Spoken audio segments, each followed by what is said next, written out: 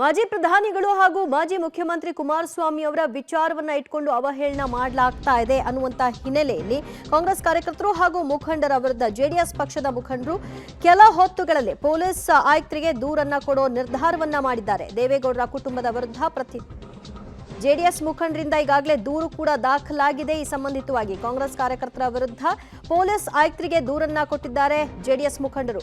ಪ್ರಜ್ವಲ್ ರೇವಣ್ಣ ವಿರುದ್ಧ ಪೆನ್ಡ್ರೈವ್ ಪ್ರಕರಣ ದಾಖಲಾಗಿರುವಂತಹ ಹಿನ್ನೆಲೆಯಲ್ಲಿ ದೇವೇಗೌಡರ ಕುಟುಂಬದ ಹೆಸರನ್ನ ಯಾಕೆ ತರ್ತಾ ಇದ್ದಾರೆ, ಕುಮಾರಸ್ವಾಮಿ ಅವರ ಹೆಸರನ್ನ ಯಾಕೆ ಎಳೆ ತರ್ತಾ ಇದ್ದಾರೆ, ಯಾರು ತಪ್ಪು ಮಾಡಿದ್ದಾರೆ ಅನ್ನೋ ಆರೋಪ ಹೊತ್ತಿದ್ದಾರೋ ಅವರ ವಿರುದ್ಧ ಈಗ ತನಿಖೆ ನಡೀತಾ ಇದೆ.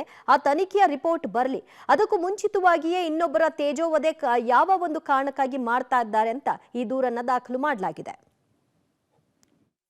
ಪ್ರಕರಣಕ್ಕೆ ಸಂಬಂಧಪಟ್ಟಂತೆ ನಿನ್ನೆಯ ದಿನ ಕಾಂಗ್ರೆಸ್ನ ಮುಖಂಡರುಗಳು, ವಕ್ತಾರಗಳು ಮತ್ತು ಕಾರ್ಯಕರ್ತರು ಪ್ರತಿಭಟನೆ ಮಾಡುವ ಸಂದರ್ಭದಲ್ಲಿ ನಮ್ಮ ದೇಶದ ಗೌರವಾನ್ವಿತ ಮಾಜಿ ಪ್ರಧಾನಮಂತ್ರಿಗಳಾದಂಥ ಶ್ರೀ ಎಚ್.ಡಿ. ದೇವೇಗೌಡರು ಹಾಗೂ ಈ ನಾಡಿನ 2 ಬಾರಿ ಮುಖ್ಯಮಂತ್ರಿಗಳಾಗಿದ್ದಂಥ ಹೃದಯವಂತ ರಾಜಕಾರಣಿ ಕುಮಾರಸ್ವಾಮಿಯವರ ಭಾವಚಿತ್ರಕ್ಕೆ ಪೊರಕೆಯನ್ನು ತೋರಿಸುವ ಮತ್ತು ಚಪ್ಪಲಿಯನ್ನು ತೋರಿಸುವಂಥ ಕೆಲಸಕ್ಕೆ ಮುಂದಾಗಿದ್ದಾರೆ. ಅದನ್ನು ಜಾತ್ಯತೀತ ಜನತಾ ದಳ ಖಂಡಿಸಿ ನಮ್ಮ ಪಕ್ಷದ ಎಲ್ಲ ಶಾಸಕರು, ಮುಖಂಡರುಗಳು ಇವತ್ತು ನಗರದ ಪೊಲೀಸ್ ಆಯುಕ್ತರನ್ನ ಭೇಟಿ ಮಾಡಿ ಅವರ ಮೇಲೆ ದೂರನ್ನು ದಾಖಲಿಸಿದೆ. ಅಂಥವ್ರ ಮೇಲೆ ಸೂಕ್ತವಾದ ಕ್ರಮ ಕೈಗೊಳ್ಳಬೇಕು ಅಂತೇಳಿ ಕೂಡ ಆಗ್ರಹಿಸಿದ್ದೇವೆ. ಮತ್ತು ಅಂಥದೇ ಚಾಳಿಯನ್ನು ಅವರು ಮುಂದುವರಿಸಿದ್ರೆ ನಾವು ಕೂಡ ಪ್ರತಿಭಟನೆಗೆ ಮುಂದಾಗಬೇಕಾಗತ್ತೆ ಅನ್ನುವಂಥ ಎಚ್ಚರಿಕೆಯನ್ನು ಕೂಡ ಈ ಮೂಲಕ ನಾವು ಕೊಡ ಬಯಸ್ತೇವೆ. ಹಾಸನದ ಪ್ರಕರಣಕ್ಕೆ ಸಂಬಂಧಪಟ್ಟಂತೆ ನಿನ್ನೆಯ ದಿನ ಕಾಂಗ್ರೆಸ್ನ ಮುಖಂಡರುಗಳು, ವಕ್ತಾರಗಳು ಮತ್ತು ಕಾರ್ಯಕರ್ತರು ಪ್ರತಿಭಟನೆ ಮಾಡುವ ಸಂದರ್ಭದಲ್ಲಿ ನಮ್ಮ ದೇಶದ ಗೌರವಾನ್ವಿತ ಮಾಜಿ ಪ್ರಧಾನಮಂತ್ರಿಗಳಾದಂಥ ಶ್ರೀ ಎಚ್.ಡಿ.